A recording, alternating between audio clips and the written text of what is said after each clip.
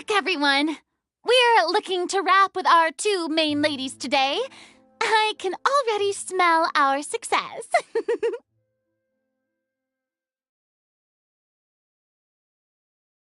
What do you mean, looking to rap?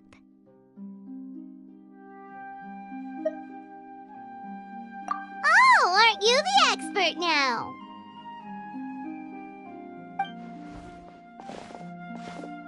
This upcoming scene is the two musketeers' final confrontation with the Baron.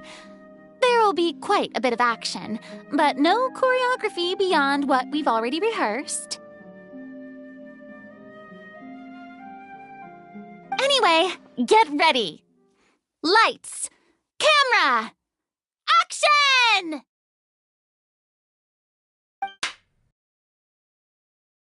The view is beautiful tonight.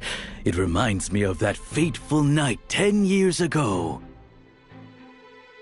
And now that I've said it, I can even make out the faint fragrance of herbal tea in the air.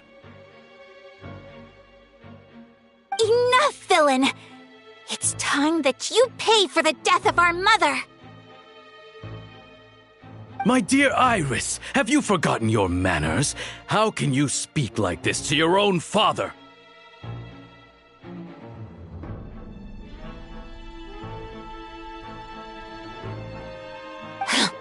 I'd sooner swallow all of my teeth than call you father.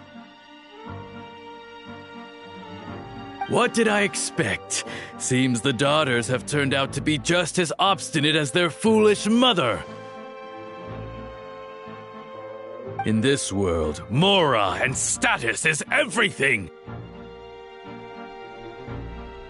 She thought she could blackmail me using her children and force me to grant her recognition and concessions? Ah, how naive can a woman be? Mother never asked a single thing of you! It was you who Compared to that deadly poison, the two bullets that will soon pierce through your heart will be like sweet mercy!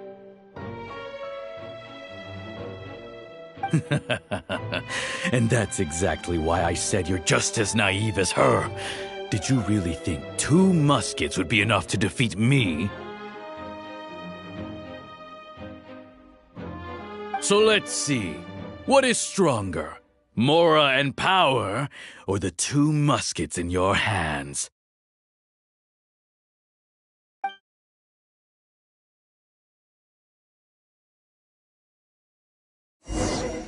Get them! Tulip! There are too many of them! It'll be okay. We'll cover each other, Iris. And Mother will be watching over us, too. Stand down!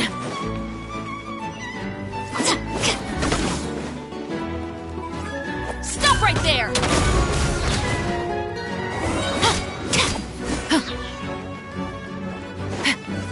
Hands where I can see them!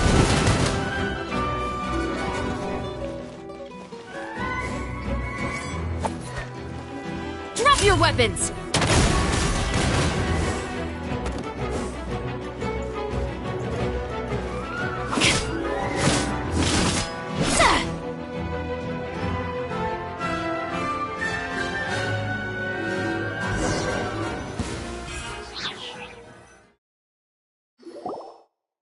You've lost.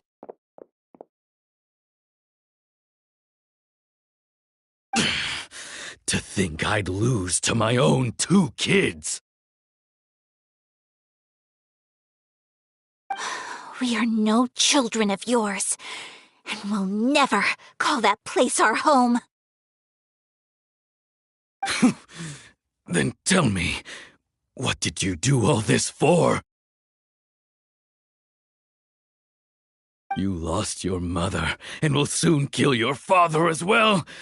What will you gain in the end, other than sentences for your crimes? We will gain our long-awaited justice.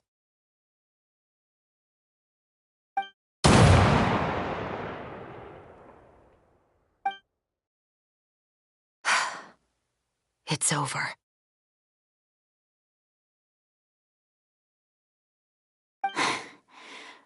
Finally, it's over.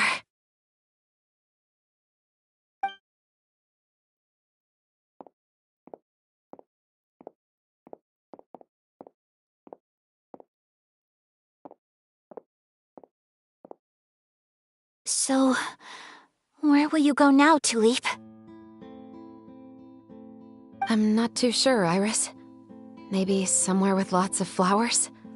After all, Mother always did love going where the blossoms were. What about you? I want to go visit Mother's grave. Yeah, that's not a bad idea.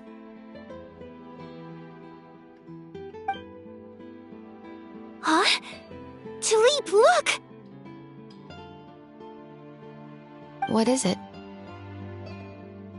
It's Mother's favorite, the rainbow rose. Look, it's blooming again.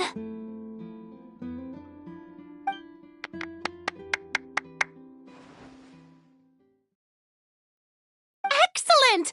That was beyond mesmerizing. Even I didn't expect the scene to go so well. And we got it in a single take. All right, everyone. We've got a wrap for Tulip and Iris. Congratulations, Ayaka and Chevres! Thank you. I didn't expect our parts to wrap so quickly. I wish I could savor the experience for just a bit longer.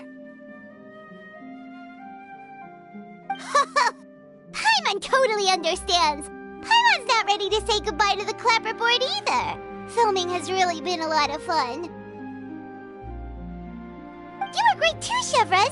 The way you said, long-awaited justice. It gave Paimon chills. That is indeed my favorite line in the whole book. I still remember trying to act it out in my room the first few times I read it. Whoa, Paimon would have never guessed you're that type. Who doesn't like stories where the guilty are punished and justice prevails over evil? Don't forget, I'm the captain of the Special Security and Surveillance Patrol. Captain, I have something urgent to report. Please excuse me, everyone. I'll be back in just a moment. It's okay, don't worry about us.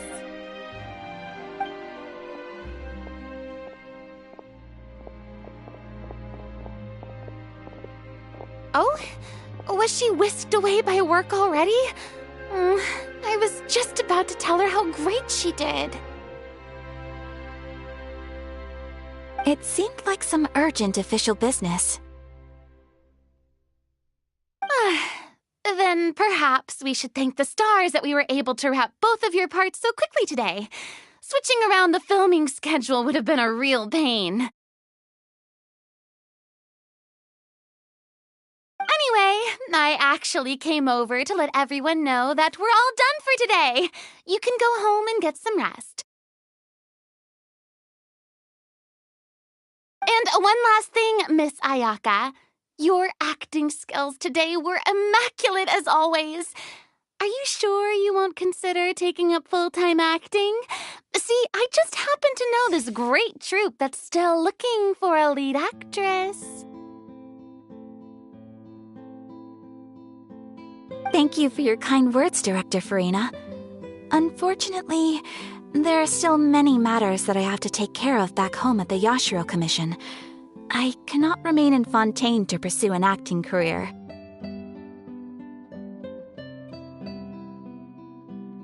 Nevertheless, I will make sure to treasure this incredible opportunity in my heart.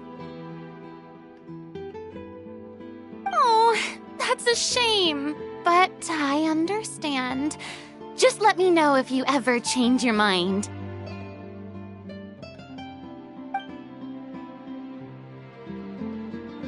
I believe it's also about time for me to take my leave. But hopefully I'll see you on set over the next few days. Even though my part's wrapped, I'd still like to swing by and help out the crew. See you tomorrow, Traveler and Paimon. Yep, see you tomorrow!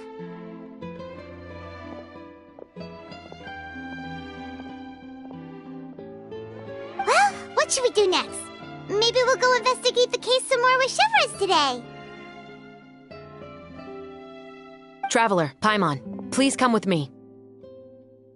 Huh? Where are we going? You could say that our ship has finally chanced upon one of those small, remote islands of intel.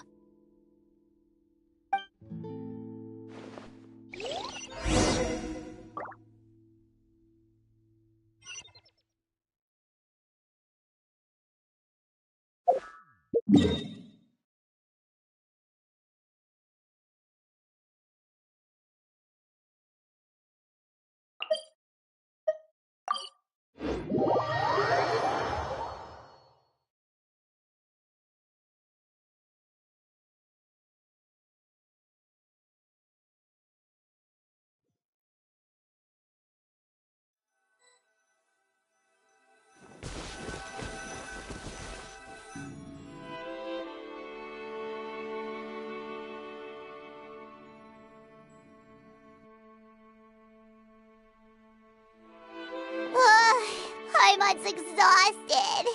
Paimon definitely didn't expect having to float this far after a full day of filming. So, Chevres, why did you take us here? Affirmative. It wasn't anything conclusive, but it should show us a clear way forward. Have you ever heard of someone by the name of Emily? Oh, you mean that famous perfumer? She's a good friend of mine. She's lent me her aid several times in the past to resolve some difficult cases.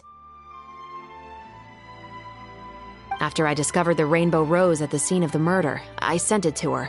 After all, she's probably the foremost expert on flowers and scents in all of Fontaine. And then?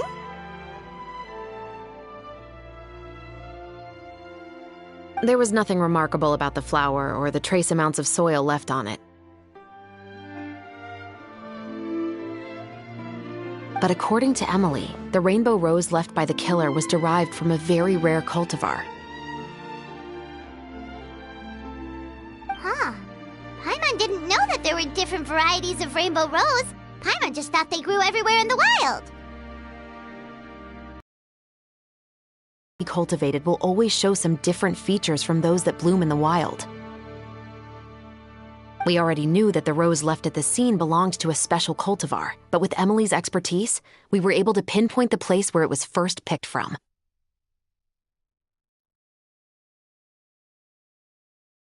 So whoever first planted that rainbow rose was probably the killer!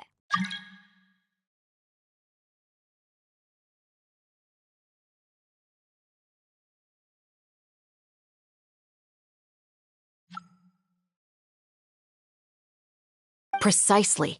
And after we checked what we learned against some sales records from the past, we discovered that there's only one person in all of Fontaine who could grow and sell this specific cultivar. Really? And who is it?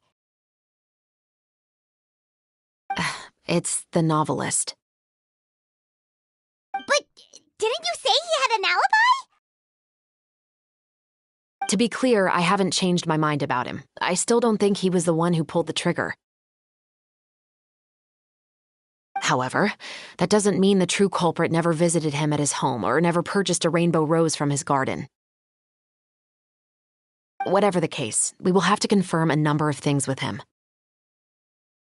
So you mean the next place we need to go is... Yes, we're going to pay him a visit at his home.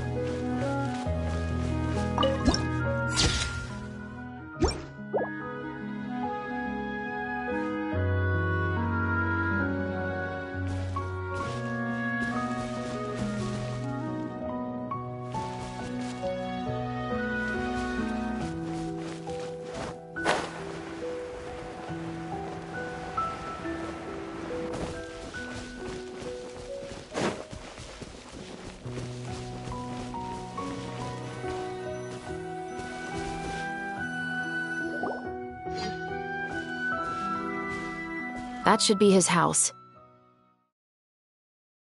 There are so many Gardamex stationed around the place. That's pretty unusual, right? According to what he told me last time we spoke, he hired them so he won't be harassed or disturbed. Huh. So there are a lot of flowers in his garden, but Paimon doesn't think we'll be able to pick one without alerting the Gardamex. Right, which is exactly why I think there has to be a special connection between him and the killer. So, should we knock? Just wait here for now. I'd like to take care of a number of those Gardamex first. But they're so far away. How are you planning to do that? Don't forget, Paimon, I'm actually the real-life captain of the Musketeers.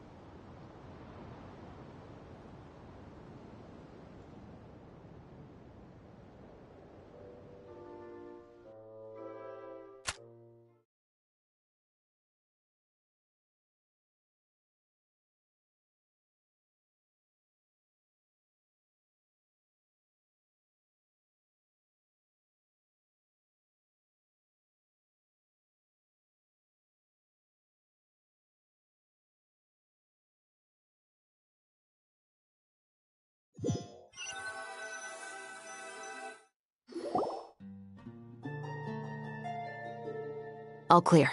Let's go. Wait! Paimon's a little nervous now that we know he could be the killer.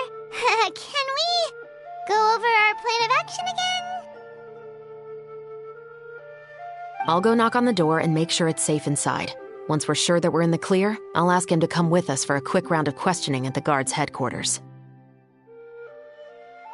But can't we just arrest him? We still have no evidence that he's the killer, or that he lent the killer any direct aid. Still, it would be appreciated if you could pick a rainbow rose from his garden for me while I'm talking to him. It'll help the Marachose Phantom confirm Emily's theory. Sure, no problem. Just be careful, Chevreuse.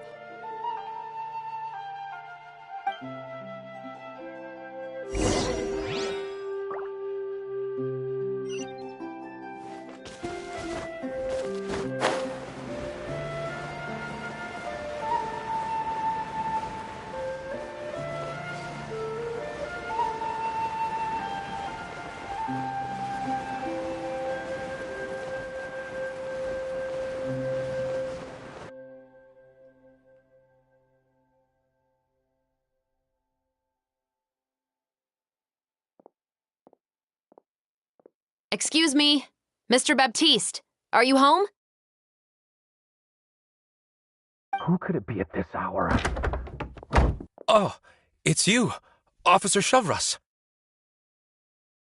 Would you mind accompanying me to the guard's headquarters, Mr. Baptiste? We would like to ask you some questions about a case. Oh, is it still regarding the murder case from before? I cannot confirm or deny that at this time. So it is then. Listen, I need you to come with me, Mr. Baptiste. Miss Chavras, I'll save you the trouble. Oh, and you two over there? There's no need for you to pick my flowers either. It's not time for them to bloom yet. Oh!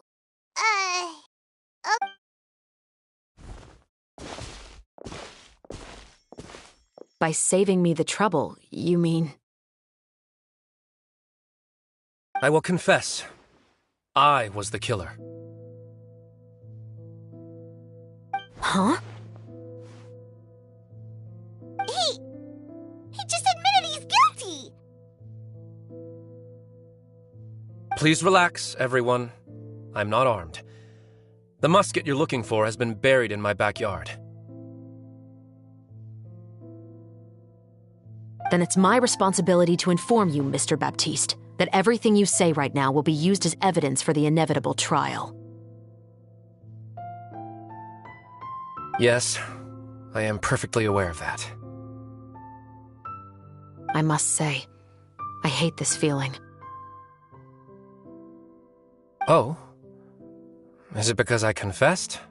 Or because you've been proven wrong? Both, I suppose.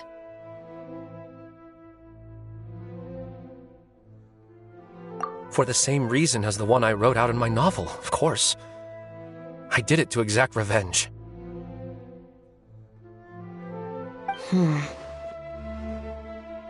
I know you haven't figured out the link between the two of us. Had you done so, I'd have been taken away to the headquarters a long time ago. But that won't stop me from always remembering his grotesque face. After all, he was the one who killed my mother. Your mother is still healthy and well.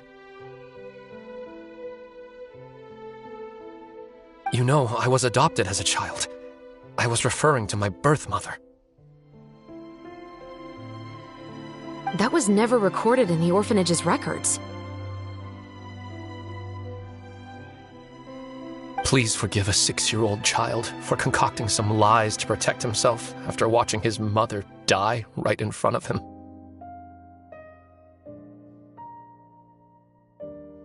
So, your novel, it was like a record of your life?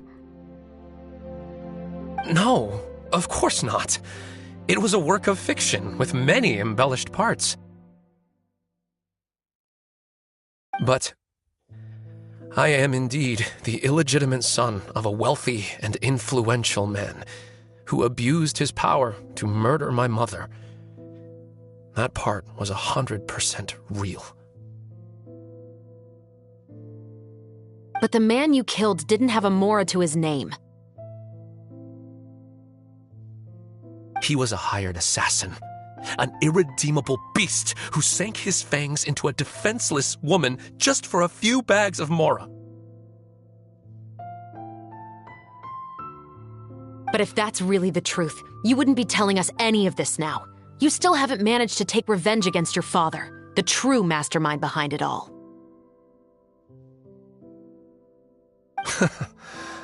I never thought I'd hear that kind of thing from the captain of the Special Security and Surveillance Patrol. I'm simply skeptical about your motives. It's simple, really. I've grown tired of everything and don't want to shoulder this burden anymore. You may have considered me too soft to pull the trigger. Well, as it turns out, you are exactly right. I've become overwhelmed by the aftermath of the murder. So you're going to call a stop to your revenge, just like that? The true mastermind is too rich and too powerful for me. I've accepted that I will never be able to avenge my mother alone. And so what? The characters in your book never gave up. Now, Officer Shavras, I'm the one who has killed a man, aren't I? Are you trying to convince me to commit another crime? What's your father's name? How do you plan to prove the veracity of all of your claims? Well, I'd like to speak with you privately. Sure. Why don't we speak privately at the guard's headquarters? No, it has to be here. I must ensure that we won't be overheard. Fine. Let's talk here. When I said won't be overheard, I meant by anyone. I would like to speak with you and you alone.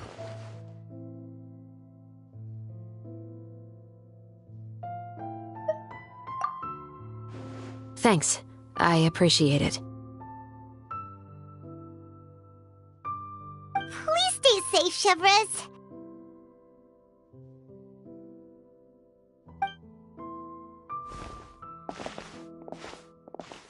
All right. Let's hear it. Will you really believe what I'm about to say? Well, that depends on what you're going to tell me.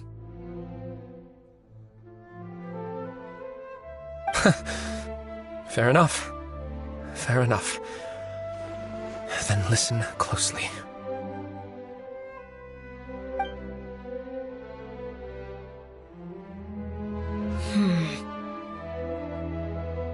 So that's how it's all connected.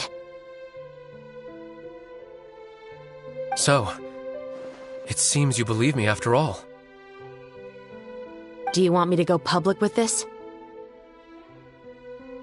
No, of course not. At least, not right now. Then why did you bother telling me? You've read my work.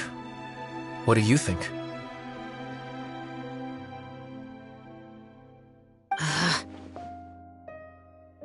Even if you were to go public with all of this right now, he'd simply deny everything. It's been too long. Almost 20 years. Anything that could be used as evidence has long faded away. Even if there might have been a solitary island of truth once upon a time, it has long sunk beneath the waves by now. Justice will never find him. Not if you don't try. I know that as the captain of the Special Security and Surveillance Patrol, you will always stand on the side of justice. But do you really think a cushy life in prison really constitutes justice for him? I bet he could lead an extremely comfortable life in the fortress of Meripede. What are you trying to say? I've been observing you from a distance. Your portrayal of the musketeer was exquisite. Pull the trigger of justice against him. Let the villain get what he deserves. You want me to let you go so you may complete your revenge? No, Officer Shavras. I know that would be impossible. No. What I'd like is for you to perform the deed on my behalf.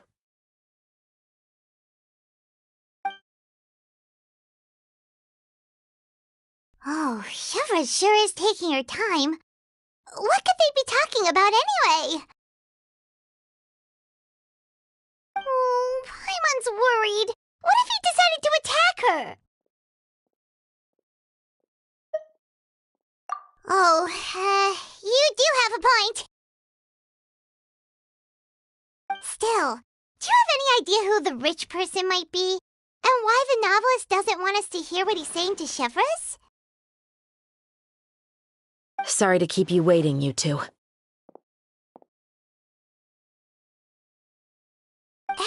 enjoyed your taco. I've already sent someone to escort Baptiste back to the headquarters for questioning. He wasn't lying about the musket. It was indeed buried in his backyard. But what about the name? Did he tell you the name of the rich guy? Yes, he did. But for now, I have to return to the Special Patrol. There are still a few loose ends I need to tie up.